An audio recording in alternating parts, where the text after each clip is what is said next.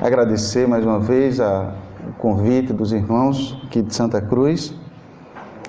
Já no sábado tivemos a grata satisfação de participar do encontro de casais. Foi um tempo muito abençoado, uma programação bem organizada, e louvamos a Deus por tudo que aconteceu no sábado.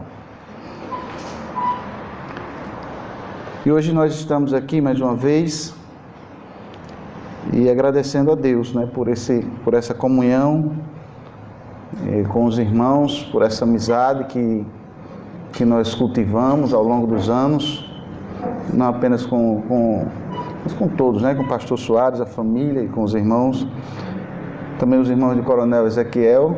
É sempre uma felicidade de encontrar com os irmãos, A gente ama também aquele trabalho, aqueles irmãos ali. É sempre uma satisfação estar com os irmãos em todas as programações. Vamos para 2 Crônicas, no capítulo 29, do versículo 1 ao versículo 11. 2 Crônica 29, do versículo 1 ao 11.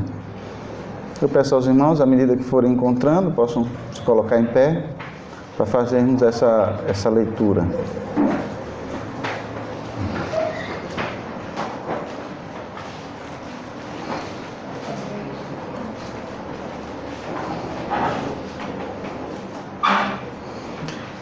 Eu também quero dar oportunidade aos irmãos de participarem conosco, fazendo assim uma leitura de maneira participativa. Eu vou ler o primeiro versículo. Tinha Ezequias 25 anos de idade quando começou a reinar, e reinou 29 anos em Jerusalém, e era o nome de sua mãe Abia, filha de Zacarias. E fez o que era reto aos olhos do Senhor, conforme a tudo quanto fizera Davi seu pai. No primeiro ano do seu reinado, no primeiro mês, abriu as portas da casa do Senhor e as reparou. Ele trouxe os sacerdotes e os levitas e ajuntou-os na praça oriental. E lhes disse: ouve-me, ó levitas, santificai-vos agora, e santificai a casa do Senhor, Deus de vossos pais, tirai do santuário a imundícia. Porque nossos pais transgrediram e fizeram o que era mal aos olhos do Senhor nosso Deus, e o deixaram, desviaram os seus rostos, o tabernáculo do Senhor, e lhe deram as costas. E também fecharam as portas do alpendre e apagaram as lâmpadas, e não queimaram incenso, nem ofereceram sacrifícios, não ofereceram holocaustos no santuário ao Deus de Israel. Pelo que veio grande ira do Senhor sobre Judá e Jerusalém, e os entregou ao terror, ao espanto e aos assobios, como vós o estáis vendo com os próprios olhos. Porque eis que nossos pais caíram à espada, e por isso nossos filhos, nossas filhas e as nossas mulheres estiveram em cativeiro. Agora estou resolvido a fazer aliança com o Senhor, Deus de Israel, para que se desvie de nós o ardor da sua ira. Agora, filhos meus, não sejais negligentes, pois o Senhor vos tem escolhido para estardes diante dele para o servirdes, e para serem seus ministros e queimadores de incenso. Amém? Ainda em pé. Vamos ter mais uma palavra de oração. Eu vou pedir ao pastor Francisco, por favor, que nos dirija a Deus com a palavra de oração. Oremos. Senhor nosso Deus e Pai, estamos em tua santa presença nesse momento e te agradecemos por essa oportunidade concedida por ti para essa reunião, essa comunhão com esses amados irmãos e todos presentes, que o Senhor venha nos abençoar grandemente na nossa comunhão e Senhor nosso Deus, ser com os hinos que te louvamos, também com cada participações, e a tua palavra vai ser exposta agora, que o Senhor venha preparar nossos corações para poder compreender, ó Pai, e obedecer e praticar. É no nome santo de teu Filho amado Jesus Cristo, que eu te rogo e agradeço. Amém. Amém. Amém. Nós trouxemos uma meditação cujo tema é uma faxina espiritual. Irmãos, como lidar com a impureza moral em nossas vidas? Uma outra questão, além de como lidar com as impurezas moral em nossas vidas, é como remover as impurezas morais de nossas vidas. Isso é um outro questionamento. Então, nós olhamos para a palavra de Deus, enxergamos que nós precisamos fazer uma faxina nos nossos ouvidos, nos nossos olhos, nas nossas bocas, pés, mãos e, diria, principalmente em nossos corações. Ezequias, a gente vê aqui no versículo 1, começou a reinar muito cedo, 25 anos de idade, ele era um jovem. E a palavra de Deus nos ensina, por meio da vida deste rei Ezequias, de maneira maravilhosa, como nós podemos fazer. Esse jovem assumiu o reino, um reino e um povo que, queridos irmãos, estavam totalmente distantes de Deus.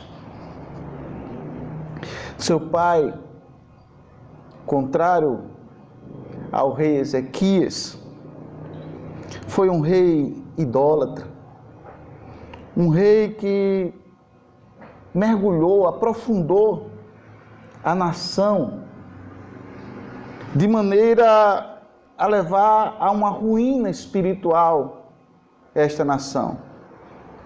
E o seu jovem sucessor e filho assume agora o povo de Deus exatamente desta maneira.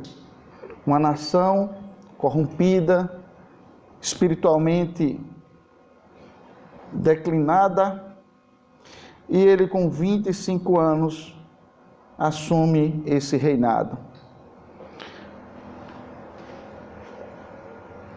Vamos ler aqui um texto que está no mesmo 2 Crônicas, no capítulo 28, de 1 a 5, e a gente ter mais ou menos uma noção do que fizera o seu pai no seu reinado. Tinha Acais 20 anos de idade quando começou a reinar, e reinou 17 anos em Jerusalém, e não fez o que era reto perante o Senhor. Como Davi, seu pai, andou nos caminhos dos reis de Israel e até fez imagens fundidas a Baalins. Também queimou incenso no vale do filho de Inom e queimou a seus próprios filhos, segundo abominações dos gentios que o Senhor lançara de diante dos filhos de Israel. Também sacrificou e queimou incenso nos altos e nos outeiros, como também debaixo de toda árvore frondosa.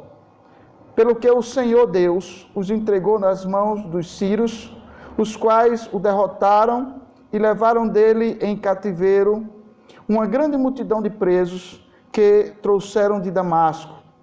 Também foi entregue nas mãos do rei de Israel, o qual lhe afligiu grande derrota. Ezequias significa o Senhor fortalece. Reinou ali de 715 a 687 a.C., mais ou menos aí o que diz. O rei Ezequias precisou da força de Deus para levar a cabo as realizações, assim como Josafá, como Josias. Ezequias, ele foi um jovem rei que seguiu o exemplo do rei Davi. Apesar da palavra de Deus mostrar que nem o rei Davi foi um homem perfeito e nem Ezequias foi um homem perfeito.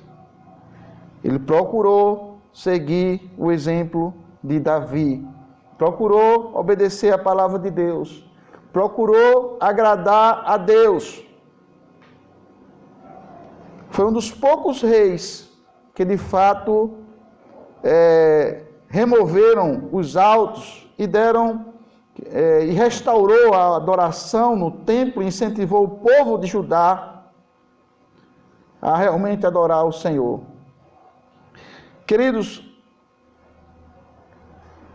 Reis menciona como o rei Ezequias sendo aquele que destruiu a serpente de bronze feita por Moisés.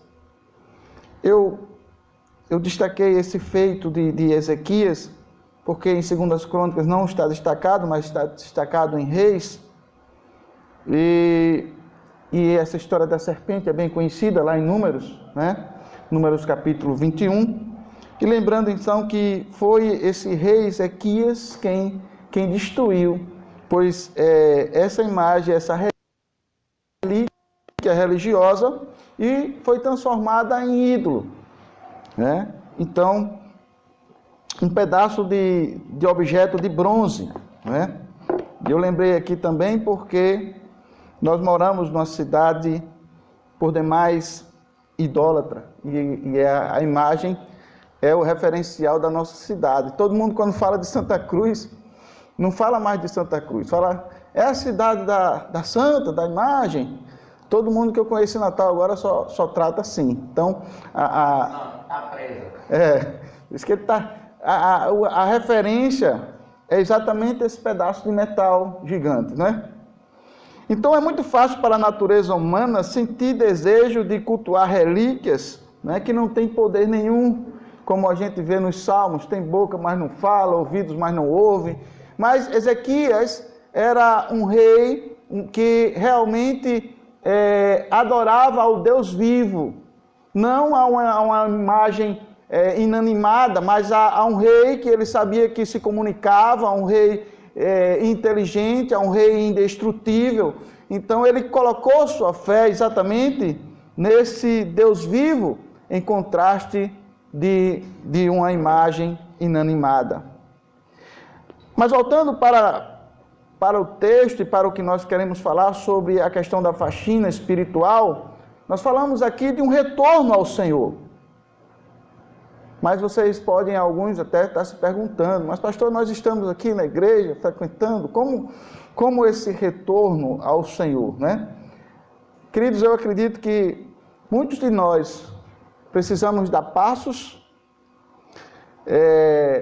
para retornar a certos princípios dentro da palavra do nosso Deus. Efetuar uma mudança espiritual na nossa vida requer verdadeiramente oração e ação. Nós precisamos realmente ter uma vida de renúncia. Eu digo que não existe uma vida cristã sem renúncia. Mudar biblicamente, está mudando biblicamente, até falei sobre isso na reunião de casais, mas está mudando biblicamente. Deve ser um processo em cada um crente. A santificação é uma mudança constante, de glória em glória. Uma faxina espiritual precisa de certos passos a ser dados. E eu queria destacar aqui o primeiro, no capítulo 29, que cada um deve reconhecer a sua situação atual à luz do que nós deveríamos ser. Ficou bem claro quando nós tratamos no encontro de casais que todos nós precisamos melhorar, na verdade, irmãos. Quando a gente é confrontado com a palavra de Deus, entendemos que precisamos melhorar em certos aspectos. para sermos melhores pais e esposos. Mas nós, para chegarmos a essa conclusão, precisamos nos enxergar hoje. Qual é a minha situação atual? E qual deveria ser a minha situação? Olhamos aqui no texto, aqui e voltando um pouquinho aqui dentro do contexto, desde o capítulo 28, do versículo 24 em diante, que Acais ele pegou, juntou, aqui podemos ver aqui versículo 24, os utensílios da casa de Deus, fez em pedaços, fechou as portas da casa do Senhor, fez para si altares em cantos de Jerusalém, também em cada cidade de Judá fez altos, para queimar incenso a outros deuses, e ele provocou a ira do Senhor, o Senhor Deus dos seus pais. E, irmão, quando nós olhamos para todos esses feitos do rei Acais, e chega Ezequias com toda a sua juventude, e ele, sucedendo seu pai, ele enxergou a situação ao qual ele se encontrava. Então, ele viu as aberrações apóstatas do seu pai, como seu pai abandonara o caminho do Senhor, como fizera o que era mal aos olhos do Senhor. Mas aquele jovem, ele enxergou, ele percebeu. A Bíblia também destaca a sua mãe, no versículo 1 fala aqui da sua mãe.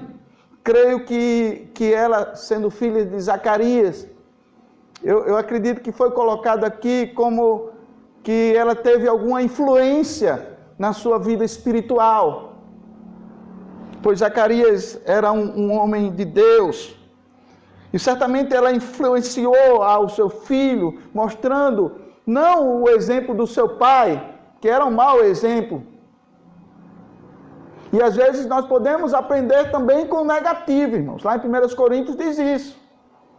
Olhando o errado, para não, enxergando errado, para a gente não ir no mesmo caminho do erro e não sofrer as mesmas consequências daqueles que vão por esses caminhos errantes.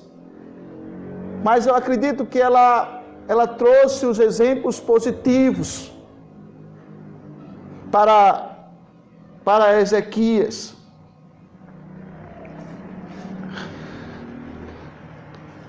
Propôs buscar a Deus nos dias de Zacarias, e era sábio nas visões de Deus. Nos dias em que buscou o Senhor, Deus os fez prosperar. 26:5 de 2 Crônicas. Falando de Zacarias, que era sábio nas visões de Deus. Irmãos, além de reconhecer a situação atual, à luz do que deveríamos ser, para uma faxina espiritual, um outro passo necessário é começar imediatamente a ação de retorno. Veja no capítulo 29, do versículo 1, diz aqui: no primeiro ano do seu reinado, no primeiro mês, abriu as portas da casa do Senhor e as reparou. Veja, irmãos, que este jovem teve uma ação imediata de retorno àquilo que era correto diante dos olhos de Deus. Seu pai havia fechado a casa do Senhor, versículo 24 do capítulo anterior. O lugar de adoração, o lugar foi desprezado, aquele lugar sagrado. E Ezequias, apesar da sua pouca idade, 25 anos, ele sabia a importância que tinha esse templo para a restauração espiritual do povo, da sua nação.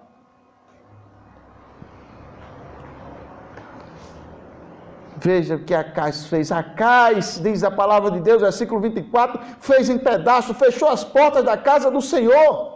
Foi isso que ele fizera. Ezequias, ele não perdeu tempo.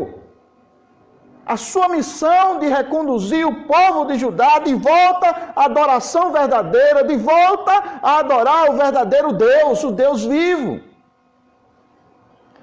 Porém, Ezequias, ele não estava apenas interessado em uma faxina, podemos dizer assim, mas o desejo do seu coração vai bem além. Ele quer se consagrar, ou quer reconsagrar tanto a ele como o seu povo. E ele faz uma aliança com o Senhor, o nosso Deus, no versículo 10. Agora me tem vindo ao coração que façamos uma aliança com o Senhor, Deus de Israel. Amém? Irmãos, ele enxergou e ele queria exatamente, os desejos do seu coração é realmente reconsagrar. E nos tempos que nós estamos vivendo como homens, como líderes, porque os homens verdadeiramente são a liderança da igreja. Cada homem a liderança do seu lar. E quem primeiro precisa se consagrar somos nós. Nós somos, primeiramente, aquele que vai responder por sua família. Devemos ser líderes espirituais nos nossos lares.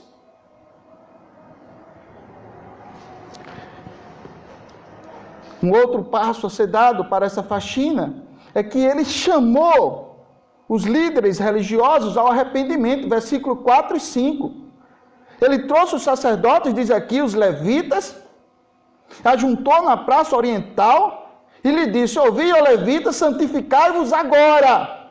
Santificai a casa do Senhor, Deus dos vossos pais, tirai do santuário a imundícia. Foi isso que ele fez. Ele entendeu que se os líderes caíssem em si, e se eles voltassem para o Senhor, iria ter uma influência positiva na vida do povo, bem como o contrário foi o desvio. Então, irmãos, é claro que é importante. Quando nós olhamos, então, se cair também a nossa ficha, de que nós somos os responsáveis pelos nossos lares.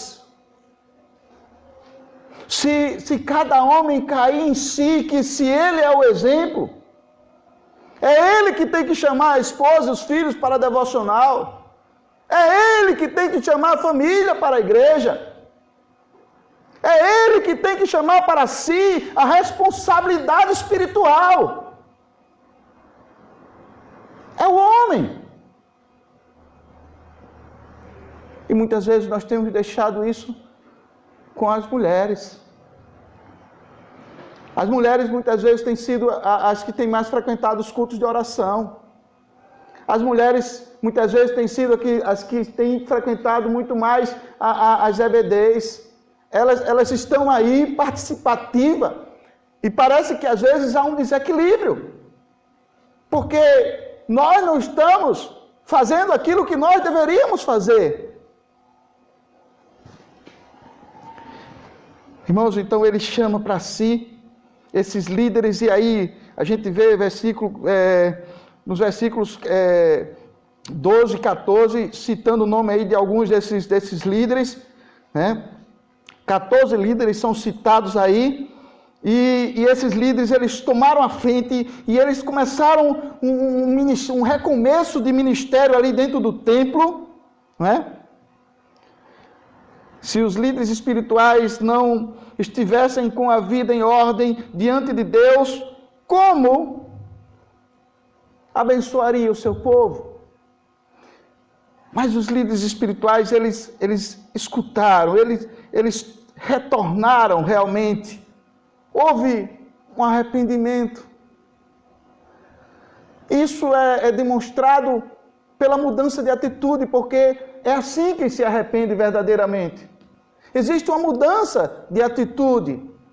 A Bíblia diz que aquele que encobre as suas transgressões nunca prosperará, mas aquele que confessa e deixa alcançará a misericórdia. Irmãos, é com a mudança de atitude. Com a mudança de atitude. E ele chamou os líderes para essa mudança de atitude. Quem sabe não há algo na sua vida que necessite de uma mudança de atitude. Algo que você precise melhorar. Algo que você precise fazer diferente. Ele trouxe à memória deles que esses erros cometidos em relação ao Senhor, né? Trouxe a memória dos erros que foram cometidos. Ele diz aqui no versículo 6, porque nossos pais prevaricaram e fizeram o que era mal perante o Senhor nosso Deus, e o deixaram, desviaram o seu rosto do tabernáculo do Senhor e lhes voltaram as costas. Então ele trouxe aqueles irmãos, aquele povo, o que eles fizeram, os erros que estavam acontecendo, os erros que tinham sido cometidos. E ele traz então a memória daqueles irmãos. Olha o que aconteceu, olha o que fizeram. Olha o que fizeram os nossos pais. Prevaricaram, fizeram o que era mal diante do Senhor. Viraram as costas para o Senhor. Também fecharam as portas. Apagaram as lâmpadas. Não queimaram incenso. Não ofereceram holocaustos nos santuários do Deus de Israel. Então Ezequias, ele conseguiu enxergar a miséria em que eles se encontravam. A miséria em que eles se encontravam. Sem essa consciência não pode haver uma mudança, nem motivação para mudar, se nós não enxergarmos os nossos erros. Se nós não conseguirmos enxergar, como iremos mudar? Como iremos mudar? E às vezes é necessário uma palavra e você escutar acerca dos erros que foram cometidos ou que estão sendo cometidos. Um outro passo é que, além dele apresentar os erros, ele mostrou que esses erros trouxeram consequências. Esses pecados trouxeram consequências na vida do seu povo. Irmão, pecados sempre traz consequências.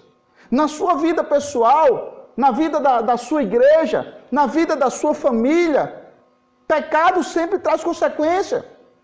Se você adultera, você vai fazer sua esposa sofrer, você vai fazer seu filho sofrer, você vai pagar as consequências pelo que você fez. Muitas vezes é uma doença sexualmente transmissível, muitas vezes é um filho fora do seu lar. Fora a confiança, porque sua esposa pode lhe perdoar, mas para você readquirir a confiança da sua esposa é uma outra história. É uma outra história. Então, o pecado sempre vai trazer consequências. E ele está mostrando exatamente ao povo quais foram as consequências dos pecados dos seus pais. Pelo que veio a grande ira do Senhor, diz aí no versículo 8, sobre Judá e Jerusalém, e os entregou ao terror, ao espanto e aos assobios, como vós o estáis vendo com seus próprios olhos. Vocês estão enxergando com os seus próprios olhos, vocês conseguem enxergar essas coisas? E ele está mostrando. Porque eis que nossos pais caíram à espada. E por isso nossos filhos, nossas filhas, nossas mulheres estiveram em cativeiro. Irmãos, se o Senhor não for conosco, se o Senhor não pelejar por nós, nós jamais obteremos vitórias em nossas vidas. Amém? Amém. Só temos vitória se o Senhor pelejar por nós. E quando isso não estava acontecendo na vida deles, era derrota. Quando isso não acontece em nossas vidas, é derrota. Queridos, o cativeiro aconteceu nos dias de seu pai como consequência do desprezo ao Senhor. Você lê aí do capítulo anterior, capítulo 28, do versículo 1 ao versículo 6. Você vai ver que foi exatamente esse desprezo da parte do seu pai que trouxe derrota. O sofrimento ainda perdurava até o seu reinado. É por isso que quando chega aqui, ele disse aqui, olha, vocês não estão vendo? Né? Vós não está vendo com seus próprios olhos, porque a consequência veio de lá e atingiu até chegar a eles. Consequência de quê? De pecado, irmãos. Consequência de pecado. Um outro passo é que ele estava decidido a reconciliar-se com o Senhor. No versículo 10, versículo 11. Veja que palavra bonita. Ele diz assim, agora estou resolvido. Ele disse, agora estou resolvido. Na outra versão diz, agora tem vindo ao coração. Era uma decisão interior. Ele disse, começou dentro, ele disse, eu estou resolvido ao coração. Na outra versão diz assim, na corrigida, vindo ao coração. Que façamos uma aliança do Senhor. Então, irmãos, foi uma decisão verdadeira que veio de dentro. Né? Então, ele foi sábio para entender a situação espiritual e física do seu povo. E ele foi sábio para entender que o seu povo estava passando por tudo aquilo como consequência do pecado. Mas também ele foi sábio para entender que a única solução para o seu povo e para aquele sofrimento físico e espiritual, só tem um, irmãos. A solução era o retorno ao Senhor. Não tem outra solução. Um retorno ao Senhor. Há um sofrimento, há um esfriamento na sua vida espiritual. Você não está mais fervoroso como estava quando você se converteu nos primeiros anos do seu ministério? Retorne ao primeiro amor. Retorne ao Senhor.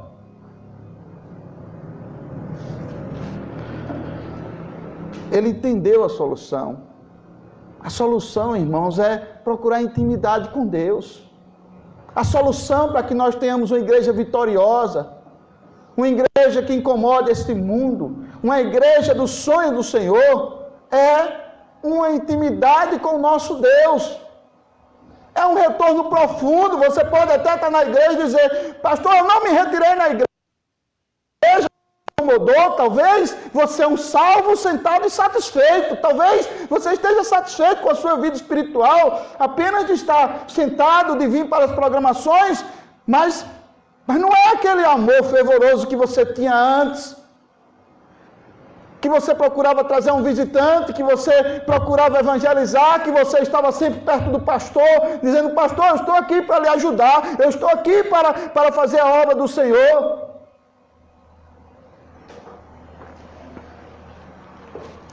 Irmãos, você tem muito mais a dar ao Senhor.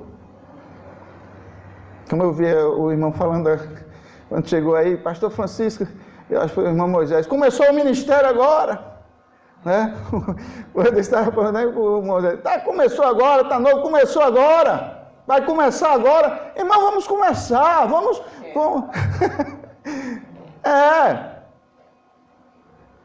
E essa força vem do Senhor, essa força vem do Senhor, é Ele quem nos anima. É Ele que nos reveste do seu poder. Ele nunca manda a gente fazer uma missão sem antes nos dar uma promessa de revestimento de poder. Ele nos manda evangelizar, mas Ele diz, eis que eu estou convosco. Ele diz, olha, vai para Jerusalém, vai lá para Samaria, vai até para os confins da terra. Mas Ele diz, ser-me-eis testemunhas né? E recebereis poder. É Ele quem nos reveste sempre. É Ele que nos fortalece sempre para fazer a sua obra. Um retorno, a solução, aquele jovem enxergou, irmãos. Aquele jovem, 25 anos. E ele enxergou, com 25 anos. E aí nós chegamos, e ele foi sábio para entender e crer que o Senhor era rico em perdoar pela promessa da sua palavra. 2 Crônicas 7,14, se o meu povo, que se chama pelo meu nome, se humilhar e orar e me buscar e converter dos seus maus caminhos, então eu ouvirei dos céus, perdoarei os seus pecados e sararei, né, a sua terra. Amém? Ele enxergou isso, irmão. Nosso Deus é um Deus de segundas oportunidades. É um Deus de segundas oportunidades. Eu louvo a Deus quando Barnabé enxergou lá Marcos, que Paulo não quis caminhar com Marcos, Barnabé disse, eu vou caminhar com ele. Eu vou dar uma segunda oportunidade a ele. Quando Jonas estava lá saiu, entrou naquela baleia lá, ou naquele peixe grande, vamos dizer assim. Quando chega lá no capítulo 2, o Senhor dá uma segunda oportunidade a Jonas. E o nosso Deus é assim, irmãos, Ele é misericordioso, Ele é um Deus de segundas oportunidades. Quantas segundas oportunidades o Senhor Deus não nos tem dado para que nós possamos servi-los? Irmãos, pelas experiências históricas, ele viu isso, ele foi sábio para entender que Deus tinha um propósito bem definido para a vida daqueles líderes religiosos. Deus tinha um propósito bem definido para a vida do seu povo em geral. Ou vocês duvidam que Deus tem um propósito para a nossa vida? Individualmente, como congregação e como igreja, Deus tem um propósito muito grande para as nossas vidas. Amém. Deus tem esse propósito. Está bem definido, versículo 11. Agora, filhos meus, não sejais negligentes. Olha o que diz o Senhor. Não sejais negligentes, pois o Senhor vos tem escolhido para estar diante dele para os servirdes. É o nosso caso. O Senhor tem um propósito para nós, homens, para que nós o sirvamos. Nós fomos chamados para isso, para o serviço, para servir o Senhor, para sermos servos do Senhor. E ele diz, olha, Deus tem um propósito de estar diante dele para o serviço e para serem os seus ministros. Diz a palavra do nosso Deus. Irmãos, ele enxergou tudo isso. Não sejam negligentes. Fazer uma aliança nesse contexto aqui, quando ele falou aqui, versículo 10, é assumir um compromisso com Deus seriamente. Às vezes, irmãos, como homens, nós somos pessoas que frequentamos igreja, que fazemos, mas às vezes nós precisamos nos despertar para um compromisso mais sério com o Senhor, para sermos homens mais compromissados com Deus, mais compromissados com Deus. Quais têm sido as nossas preferências? Quais têm sido as nossas preferências, irmãos?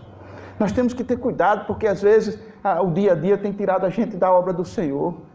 O dia a dia tem tirado a gente do foco principal. Às vezes as nossas prioridades estão invertidas. Às vezes parece que a igreja não é a prioridade da nossa vida. A igreja é prioridade da nossa vida.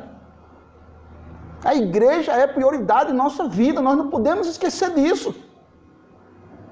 É uma prioridade, nós estamos aqui, isso é uma prioridade nossa. Colocar Deus, colocar a sua igreja como prioridade em nossas vidas. Servir ao Senhor.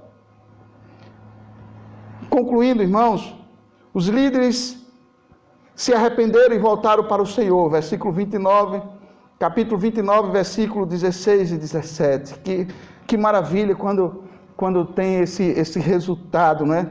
Eles se arrependem e eles voltam para o Senhor, né?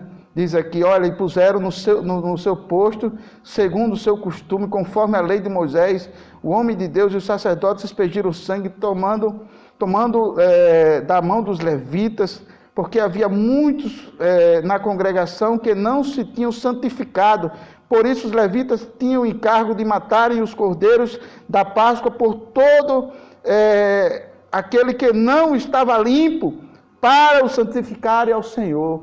Amém? Olha que coisa maravilhosa. Eles voltam assim, se arrependidos, fazendo o trabalho do Senhor, né? Na madrugada serviram e adoraram ao Senhor Deus, dos versículos 20 ao 30. O povo se alegrou e se consagraram com o Senhor, do versículo 31 ao versículo 36, né? Aqui do capítulo 29. E nós podemos então, irmãos, enxergar que o Senhor nosso Deus, né?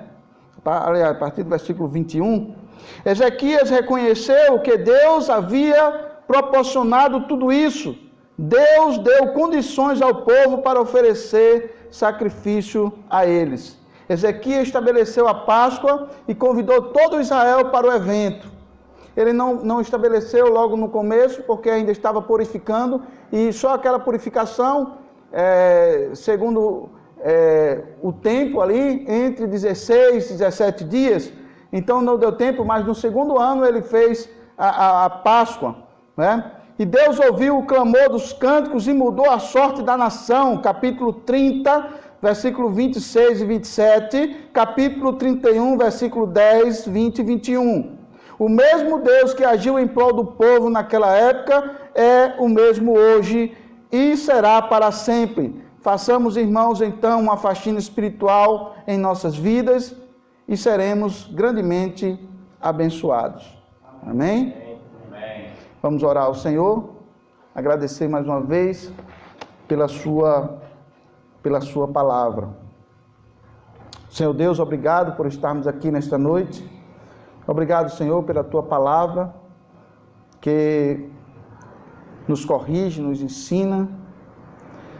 Pedimos, ó Deus, que o Senhor mesmo toque em nossos corações, e que haja a transformação necessária, e que possamos, ó Pai, sair daqui com firme propósito de consagrarmos mais e mais as nossas vidas com o Senhor. Assim nós te oramos, agradecidos, em nome de Jesus. Amém. Amém.